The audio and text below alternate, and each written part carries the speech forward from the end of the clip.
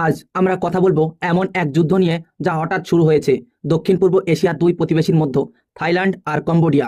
শুনতে অবাক লাগলেও এখন ওখানকার সীমান্তে চলছে রকেট হামলা, যুদ্ধবিমান আক্রমণ আর বোমার শব্দে কেঁপে উঠছে সীমান্তের গ্রামগুলো। এই সংঘাতের মূল কারণ কোথায়? এই লড়াই শুধু এখানকার নয়, এর শিকড় বহু পুরনো।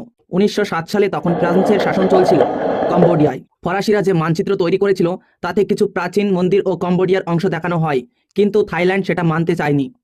1962 সালে আন্তর্জাতিক আদালত মন্দির কম্বোডিয়ায় বলে রায় দেয়, তাও থাইদের আপত্তি থেকেই যায়। এই সীমান্ত নিয়ে বহুবার সংঘর্ষ হয়েছে, বিশেষ করে 2008 থেকে 2011 সাল পর্যন্ত। আর সবসময় এই মন্দির ঘেরা পাহাড়ি অঞ্চল ছিল বিবাদের কেন্দ্রবিন্দু। তাহলে হঠাৎ কেন আবার যুদ্ধ? মে মাসে এক কম্বোডিয়ান সেনা নিহত হয় সীমান্তে, জুনে এক থাই সেনা ল্যান্ডমাইনে আহত হয়। এরপর থেকে ধীরে ধীরে উত্তেজনা বাড়তে থাকে। অবশেষে এই জুলাই মাসে দুই দেশের মধ্যে শুরু হয় সরাসরি গোলাগুলি। থাইল্যান্ড F-16 যুদ্ধবিমান পাঠায়, কম্বোডিয়া রকেট লঞ্চার দিয়ে সেই যুদ্ধবিমানকে প্রতিরোধ করে।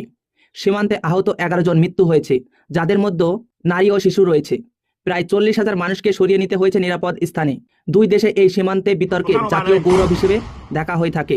রাজনীতিবিদরা অনেক সময় ভেতরে রাজনীতির সমস্যা চাপা দিয়ে এই ইস্যু উস্কে তোলে। আর এই বিতর্ক মন্দির এলাকা, তাও মেনথম, এগুলো শুধু পাথরের পুরানো গাঁথুনি নয়, বরং দুই দেশের পরিচয়ের অংশ।